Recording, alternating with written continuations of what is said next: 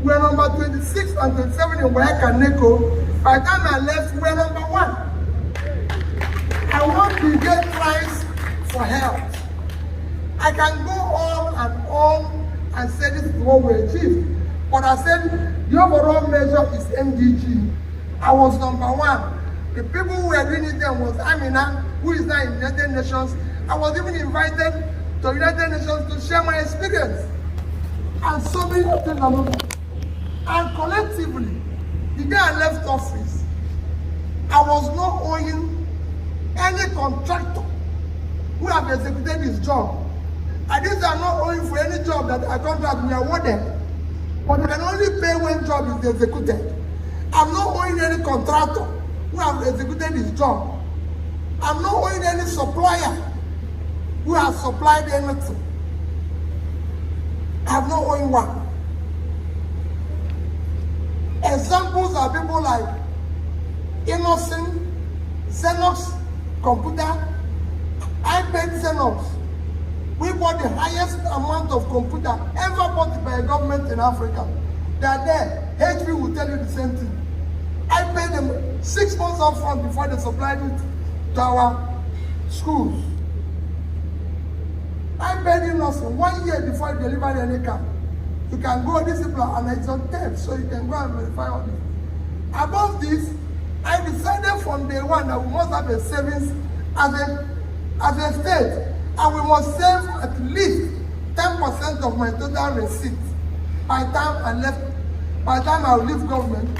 Total money I received while I was governor, Anambra State received, whether it's local government, whether it's state, whether it's our local revenue, IGR, everything was about 500 and something billion naira, out of which they are left office. We had in savings 75 billion naira. And this is how the money was shared, so that you know which one is mentioned. Only one that is bad.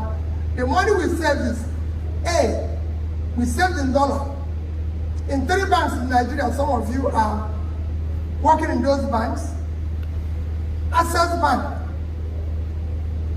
Diamond Bank, and Fidelity Bank. In each of these banks, I had a saving of $50 million. Didn't say no. And they were invested at least interest of 6.5%. If you calculate it today, as at that time, it was a growth of 25 billion, because there were 150 something, 160. If you calculate it today with interest, it's about 250, at least $250 million. These 3 banks are there. I have in each of these banks, again invested at least 10 billion naira in 3 of them, making it 30 billion at an average interest, call it even 10%. If you calculate it, that money today would have been about 60 billion. Remember, what I left is 75 as I calculated them. So then the third one is the investment I did in various companies. NIPP, we have $59 million in it. The one that they're saying is worthless is that we invested 3.5 billion in international breweries. International breweries is what you can call a global company. It's a part of AB InBev, which is the biggest brewer in the whole world.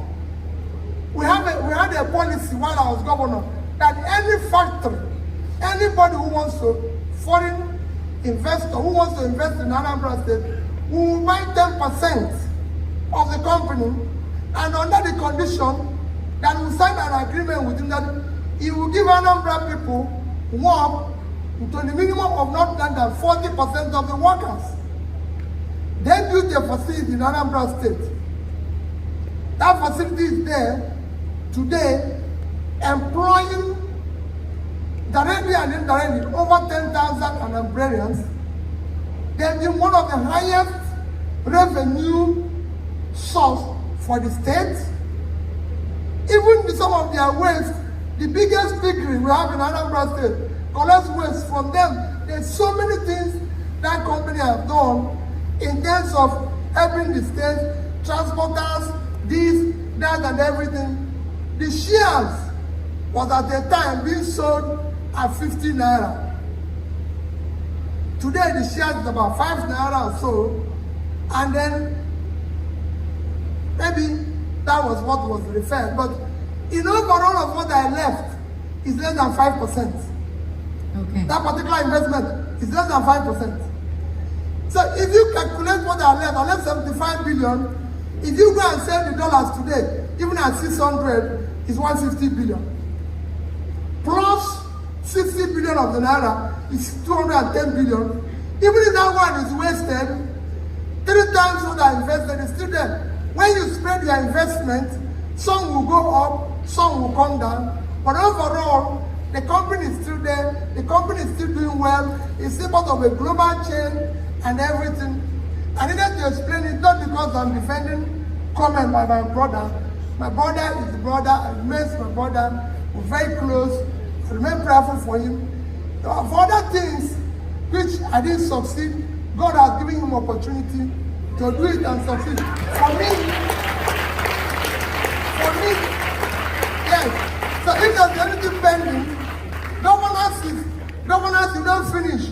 People are still in government in America. So you stop where you stop, other people will continue from there. I don't look back. He's the governor of my state. From always, he's my senior brother. He's even more intelligent because he's a professor. I'm a trader. So he knows more. So he'll be able to do things better than I'm doing it. You know, I've done my little one as a trader.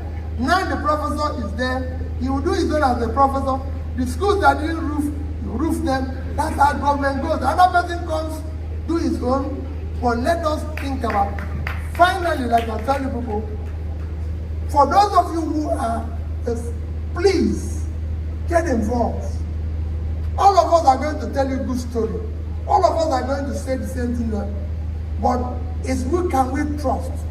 Even in this one they're talking about me, some said he kept money and he did not. And I said, even in the Bible, the man said, since you know I know, why didn't you keep my money for saving? Even everybody who has passed through Nigeria, who did nothing, kept money, are we going to be in problem now? We would have had the money to do something. At least I kept the money. But in this one, I did something and I took money. Next year's election, please, I'm begging all of you, should not be based on ethnicity. Don't ever do it. The Yorubas don't buy bread cheaper. Neither do Hausas or Northerners buy bread cheaper.